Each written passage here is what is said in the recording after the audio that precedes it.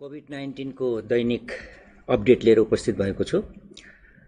पहिलो अपडेट मैले प्रयोगशालाको परीक्षणबाट गराउन चाहन्छु। हामीले दुईवटा विधिबाट परीक्षण गर्छौं। पीसीआर को हालसम्मको कुल परीक्षण संख्या 7688 पुगेको छ। त्यसैगरी र्यापिड डायग्नोस्टिक टेस्टबाट गरिने परीक्षणको संख्या हालसम्म 16565 पुगेको छ। यसरी कुल परीक्षण हाम्रो 24253 भएको छ। गत 24 घण्टामा हामीले 4822 वटा नयाँ परीक्षण गरेका छौं। र्यापिड डायग्नोस्टिक किटको प्रदेशको अपडेट गराउन चाहन्छु। प्राय सबै जिल्लाहरूमा यो सुरु भइसकेको छ। सुरु नभएका जम्मा 2 वटा जिल्लाहरू छन्, सोलुखुम्बु र डोल्पा। त्यो बाहेक अरु 75 वटै जिल्लामा यो परीक्षण सुरु भइसकेको अवस्था छ। हामीलाई रिपोर्टहरू प्राप्त पनि भइरहेका छन्। क्वारेन्टाइनमा हाल बसेका व्यक्तिहरूको संख्या 4607 छ। त्यसैगरी आइसोलेसनमा रहेका व्यक्तिहरूको संख्या 90 छ, जसमध्ये काठमाडौँ उपत्यका भित्र 5 जना हुनुहुन्छ भने उपत्यका बाहिर 85 जना हुनुहुन्छ। कल सेन्टरको अपडेट गराउन चाहन्छु। हाम्रो 2 वटा कल सेन्टरहरू हो, 1133 र 1115। त्यो 2 वटा कल सेन्टरमा 2632 वटा जिज्ञासाहरू आएका छन् गत 24 घण्टामा, जसको हामीले सम्बोधन गरेका छौं। यो कल सेन्टरहरू विभिन्न प्रदेशको पनि छ। प्रदेशको अपडेटमा यो कुराहरू पनि आइरहन्छ। कोभिड-19 सम्बन्धी हाम्रो मोबाइल एप हाम्रो स्वास्थ्य छ र वेब पेज छ हाम्रो covid19.mohp.gov.np। त्यो 2 वटा एप्लिकेसनहरूमा आफ्नो स्वास्थ्यको सेल्फ इभ्यालुएसन गर्ने संख्या हालसम्म 18208 पुगेको छ। गत 24 घण्टामा 578 जना व्यक्तिहरूले सो मूल्याङ्कन फारम भर्नु भएको छ हाम्रो वेब पेज र मोबाइल एप मार्फत।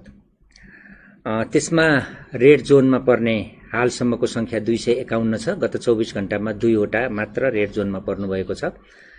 यो भनेको सम्भावित संक्रमित हुन सक्ने व्यक्तिहरू हुनुहुन्छ। उहाँहरूको ट्रेसिङ हामीले सम्बन्धित महाशाखाबाट र कल सेन्टरहरूबाट गरिरहेका छौं। हाम्रो वेबसाइट हेर्नेको संख्या दिन प्रतिदिन बढिरहेको छ। 5,10,818 पुगेको छ। त्यसैगरी हाम्रो मोबाइल एप प्रयोग गर्ने संख्या 55,230 पुगेको छ। आज भएका मुख्य क्रियाकलापहरूको जानकारी दिन चाहन्छु। पीसीआर मसिन पाटन अस्पतालमा जडान भएको छ र छिटै टेस्ट सुरु हुँदैछ। यसरी 14 भन्दा बढी 14 संख्या पुग्छ हाम्रो नेपालभरि पीसीआर टेस्ट हुने स्थानहरू। त्यसैगरी अर्को अपडेटमा हामीले गत हप्ता नै 5-5 हजारका दरले र्यापिड डायग्नोस्टिक किट चाहिँ प्रत्येक प्रदेशमा पठाएका थियौं र अहिले फेरि पुनः आवश्यकता अनुसार 30,000 भन्दा बढी र्यापिड डायग्नोस्टिक किटहरू सबै प्रदेशमा गरेर त्यति संख्या पठाइसकिएको छ। यो थप पठाइएको संख्या हो। यसरी हालसम्म पठाइएको 65,000 भन्दा बढी करिब 70,000 को हाराहारीमा हामीले किटहरू पठाएका छौं। अर्को अपडेट गराउन चाहन्छु। हामी चिकित्सा विज्ञान राष्ट्रिय प्रतिष्ठानमा एमडीएमएसमा अध्ययनरत 34 जना चिकित्सकहरूलाई सुदूरपश्चिमको मुख्यमन्त्री तथा मन्त्री परिषदको कार्यालयबाट परिचालन हुने गरी उक्त प्रदेशमा रहेका अस्पतालहरूमा कामकाज गर्ने उद्देश्यले तहाँ खटाइएको अवस्था छ। आजै उहाँहरू हवाईजहाज मार्फत चार्टर गरेर धनगढी पुगिसक्नु भएको छ। सुदूरपश्चिम प्रदेशमा छिमेकी मुलुक भारतबाट र अन्य मुलुकहरूबाट ठूलो संख्यामा व्यक्तिहरू नेपालीहरू आउनु भएको छ। यसलाई दृष्टिगत गरी र पहिलो चरणमा हामीले टाढा रहेको प्रदेशमा, भौगोलिक हिसाबले टाढा रहेको प्रदेशमा कोभिड-19 को रोकथाम र नियन्त्रणको लागि थप जनशक्तिको आवश्यकता महसुस गरी तहाँ चिकित्सकहरूलाई पठाइएको हो। हाल उहाँहरूलाई 1 महिना अवधिको लागि पठाइएको छ। आवश्यकता अनुसार हामीले त्यो अवधि थप गर्नेछौं। मन्त्रालयले त्यो थप गर्नेछ। विभिन्न जिल्लाहरूमा र्यापिड डायग्नोस्टिक टेस्टबाट पोजिटिभ आएका रिपोर्टहरू आएका छन् र हालसम्मको पीसीआर परीक्षणमा उहाँहरूको नतिजा नेगेटिभ छ, केहीको परीक्षणको क्रममा छ। त्यसैले हाल संक्रमितको संख्या जम्मा 16 हो। 1 जना घर फर्किएको अवस्था र 15 जनाको टेकुमा 2 वटा, पाटनमा 2 वटा, बागलुङमा 2 वटा, धनगढीमा 5 वटा र वीरगञ्जमा 4 जना गरी उपचार भइरहेको छ। सबैको स्वास्थ्य स्थिति सामान्य छ। अन्तमा म एउटा अनुरोध सहित आफ्नो अपडेट अन्त्य गर्न चाहन्छु। आजको अनुरोधमा मैले स्वास्थ्य तथा जनसङ्ख्या मन्त्रालयको तर्फबाट नियमित रूपमा आधारभूत स्वास्थ्य सेवा सुचारू नभएको विषय केही स्थानमा प्राप्त भएको छ। नियमित खोप सेवा, सुरक्षित मातृत्व सेवा, नवजात शिशु उपचार सेवा, सुरक्षित गर्भपतन सेवा, परिवार नियोजन सेवा, क्षयरोग, मलेरिया र HIV को विरुद्धका औषधिहरू सेवन गर्ने सेवा लगायतका विभिन्न आधारभूत सेवाहरू केही स्थानहरूमा अवरुद्ध भएको गुनासोमा यस मन्त्रालयको ध्यानाकर्षण भएको छ। यस सम्बन्धमा हालै जारी गरिएको कोभिड-19 को महामारी सन्दर्भमा कोभिड तथा अन्य स्वास्थ्य सेवा प्रवाहका लागि अन्तरिम निर्देशिका जुन जारी गरिएको छ, त्यो निर्देशिकामा पनि यस सम्बन्धी उपचार गर्ने अस्पतालहरू बाहेक अन्य अस्पतालहरूले नियमित रूपमा यस्तो किसिमको आधारभूत स्वास्थ्य सेवा दिनुपर्छ भन्ने उल्लेख गरिएकै छ। तसर्थ हरेक स्थानीय तहमा रहेका हेल्थ पोस्टहरू, प्राथमिक अस्पतालहरू, प्राथमिक स्वास्थ्य केन्द्रहरू मार्फत नियमित रूपमा यस किसिमका आधारभूत स्वास्थ्य सेवाहरू प्रदान गरिरहन यस स्वास्थ्य तथा जनसङ्ख्या मन्त्रालय अनुरोध गर्दछ। यसका लागि आवश्यक पर्ने औषधि र औषधिजन्य सामग्री उपकरणहरू स्वास्थ्य सेवा विभाग मार्फत व्यवस्था हुने नै छ र यसरी स्वास्थ्य सेवा प्रदान गर्दा भिडभाड नगर्ने र स्वास्थ्य सेवा लिन र दिनको निम्ति आवश्यक दूरी कायम गर्ने र सबैले यस किसिमको आधारभूत स्वास्थ्य सेवा पाउने सुनिश्चित गर्न स्वास्थ्य तथा जनसङ्ख्या मन्त्रालय सचेत छ र यो अनुसारको व्यवस्था गरिएको मैले जानकारी गराउँछु र सबै स्थानीय तहका जनप्रतिनिधिज्यूहरू, सरोकारवाला जीवहरू, स्वास्थ्यकर्मी, चिकित्सक सबैलाई यो काममा सहयोग गरिदिनु हुन अनुरोध पनि गर्दछु। किन भन्दा यस्तो खाले नियमित सेवाहरू अवरुद्ध भयो भने यसबाट भविष्यमा फेरि अर्को नयाँ किसिमको डिजास्टर आउन सक्ने स्थिति रहन्छ। त्यसले गर्दाखेरि यस किसिमका सेवाहरू अवरुद्ध हुनु हुँदैन। त्यस हिसाबले काम गर्न हामी मन्त्रालयको तर्फबाट अनुरोध गर्छौं।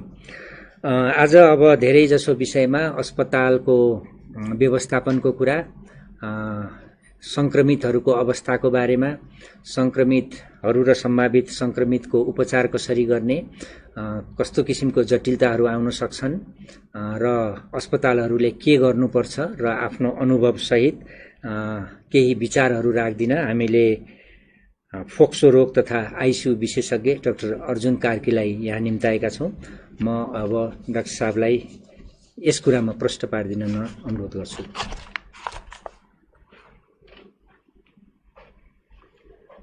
हस्, नमस्कार।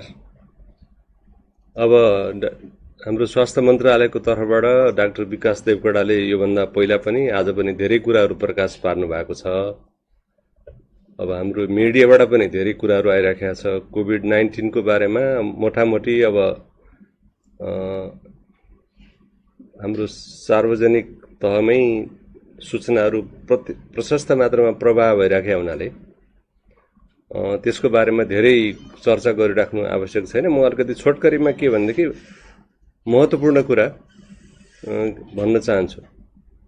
एउटा कुरा चाहिँ नै यो भाइरस अब हाम्रो सबै संसारकै लागि नयाँ एउटा महामारीको रूपमा आइसकेका हुनाले यसको बारेमा सबै कुराहरू जानकारी वैज्ञानिकहरूलाई पनि भइसकेका छैन।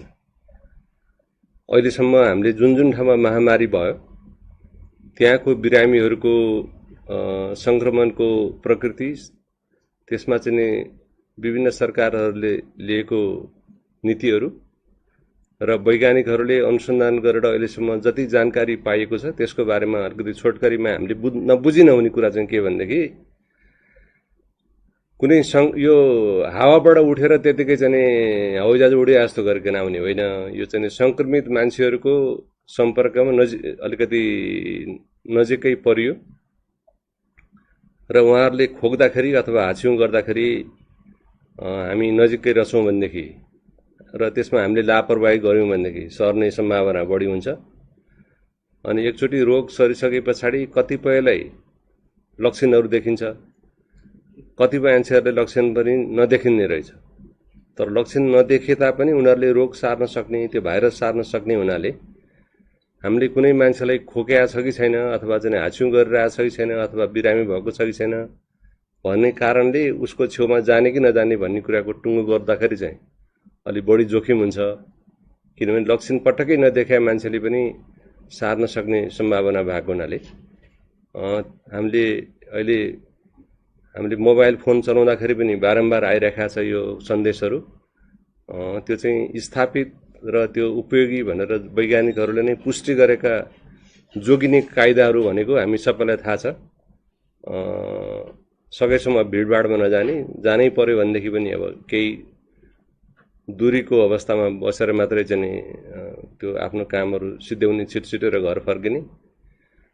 कुनै चिज, कुनै सतह, कुनै नयाँ वस्तु छोइयो भनेदेखि त्योभन्दा अगाडि त्यहाँ कसले छोएको थियो हामीलाई थाहा नहुने हुनाले सकेसम्म साबुन पानीले धुनु पर्यो। यदि साबुन पानी उपलब्ध छैन भनेदेखि सेनिटाइजर भए पनि लाउनु पर्यो। त्यो नगरिकन आफ्नो ती हातहरू अनुहारतिर चाहिँ ल्याउने कायदामा चाहिँ गऱ्यौँ भने हामीलाई सङ्क्रमण हुने बढी जोखिम हुन्छ। एउटा खुसीको कुरा के छ भनेदेखि 100 जना मान्छेलाई लाग्यो भनेदेखि 80 जना जतिलाई मोटामोटी यो साधारण लक्षणमा मात्रै सीमित हुन्छ, उनीहरूलाई यसले चाप्दैन। करिब 20% मान्छेहरूलाई यसले चाप्छ र सास फेर्न गाह्रो हुने भएपछि, अलिकति एकदमै शिथिल भएपछि हामीले अस्पतालमै भर्ना गर्नुपर्ने हुन्छ। 80% मान्छेहरूले चाहिँ घरमै बसेर चाहिँ त्यसको थप स्याहार सुसार आवश्यक पर्दैन। तर शङ्का लाग्यो भनेदेखि टेस्ट गराइहाल्नु पर्दछ, जुन अघि डाक्टर साहबले पनि भनिसक्नुभयो। पिसिआर सबभन्दा राम्रो, तर पिसिआरका पनि केही सीमितताहरू छन्।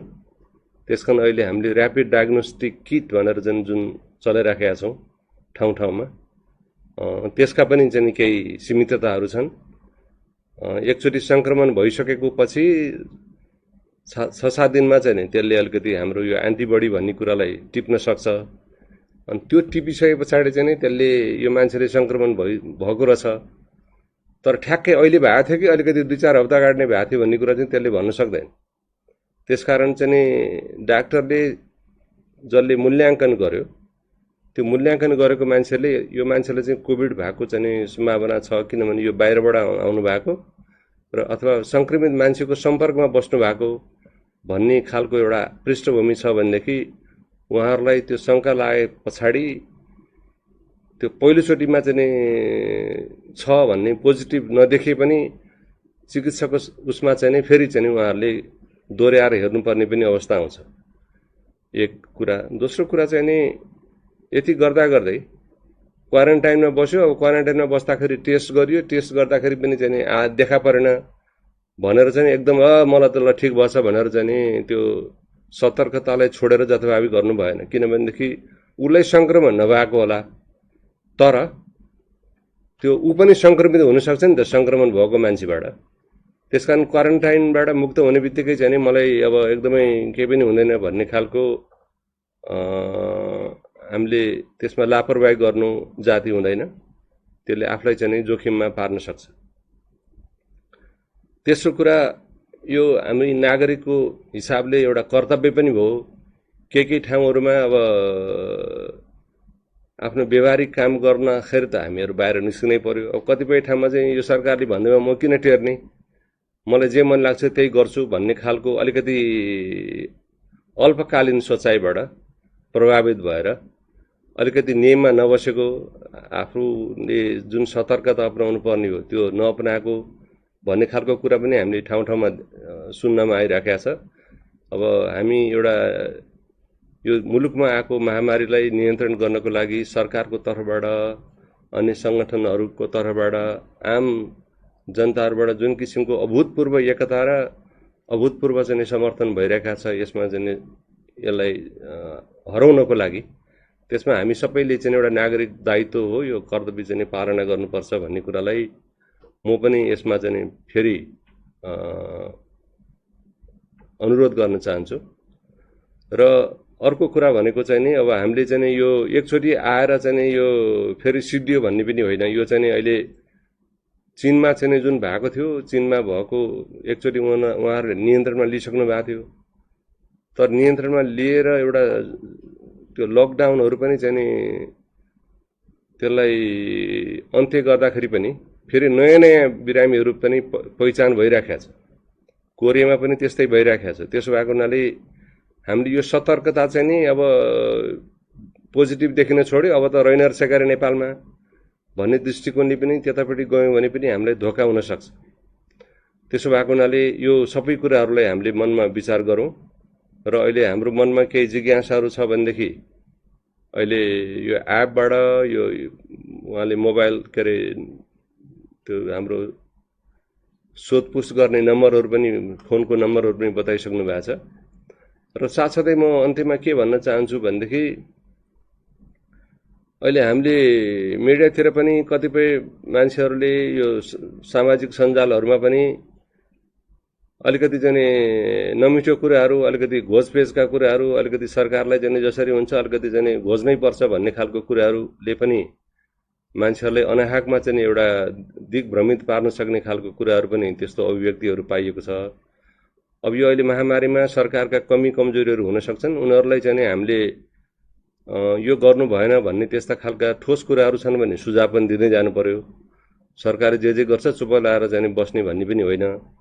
तर अहिले चाहिँ सानो कुरा भयो कि त्यसलाई यही बेलामा हो हान्ने भन्ने ढङ्गको पनि व्यवहार गर्नु हुँदैन होला अहिले।